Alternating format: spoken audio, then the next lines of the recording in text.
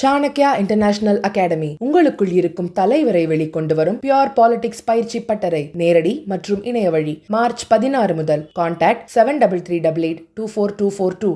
பேரங்க பிறந்தக அண்ணா அவர்கள் அண்ணா விட்டு சென்ற பெயர்கள் இன்றைக்கு 2024 இருக்கிறோம்.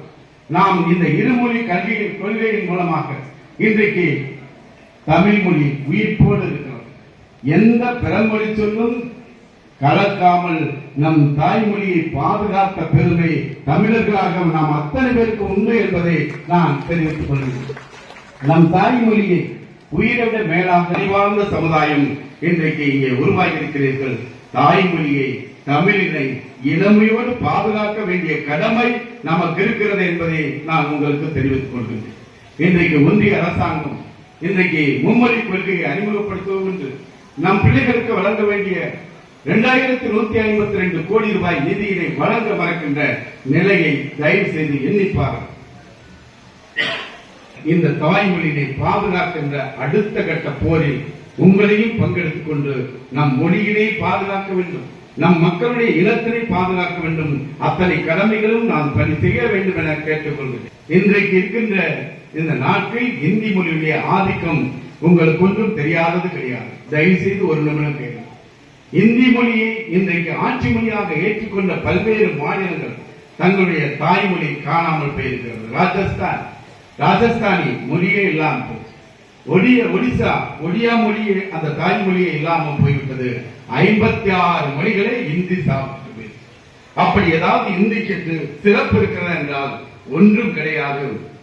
உலகின் சிறப்பான செம்மொழி அந்தஸ்தை பெற்றது தமிழ் மொழி மட்டும்தான் என்பதை நாம் அத்தனை பேரும் மனதில் வைத்து இலக்கியங்கள் இலக்கணங்கள் பல அகநானூறு புறநானூறு திருவள்ளுவர் இயற்றிய திருக்குறள் உள்ளிட்ட தமிழில் இருக்கின்ற அத்தனை சிறப்புகளும் தமிழ் மொழிக்கு மட்டுமே உண்டு.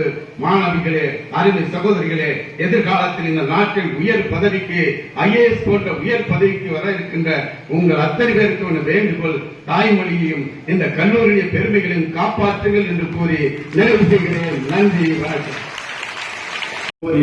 உங்களையும் பங்கெடுத்துக் கொண்டு நம் மொழியினை பாதுகாக்க வேண்டும், நம் மக்களுடைய இனத்தினை பாதுகாக்க வேண்டும். அத்தனை கடமைகளும் நாம் பணி செய்ய வேண்டும் என கேட்டுக்கொள்கிறேன்.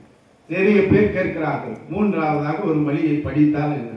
ஏன் அவர்களுக்கு நான் சொல்கிறேன், இன்றைக்கு இருக்கின்ற இந்த நாட்டில் இந்தி மொழியுடைய ஆதிக்கம் உங்களுக்கு ஒன்றும் தெரியாதது கிடையாது. தயவு செய்து ஒரு நிமிடம் கேளுங்கள். இந்தி மொழியை இன்றைக்கு ஆட்சி மொழியாக ஏற்றுக்கொண்ட பல்வேறு மாநிலங்கள் தங்களுடைய தாய்மொழி காணாமல் போயிருக்கிறது.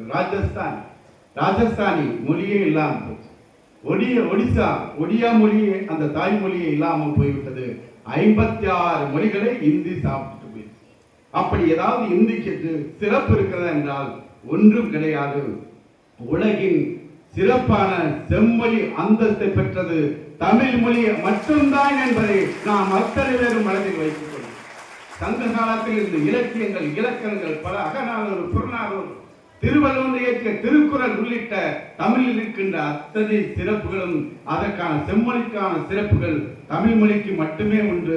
மாணவிகளே, அருமை சகோதரிகளே, எதிர்காலத்தில் இந்த நாட்டில் உயர் பதவிக்கு IAS போன்ற உயர் பதவிக்கு வர இருக்கின்ற உங்கள் அத்தனை பேருக்கு வேண்டுகோள், தாய்மொழியையும் இந்த கல்லூரிய பெருமைகளையும் காப்பாற்றுங்கள் என்று கூறி நிறைவு செய்கிறேன். நன்றி, வணக்கம்.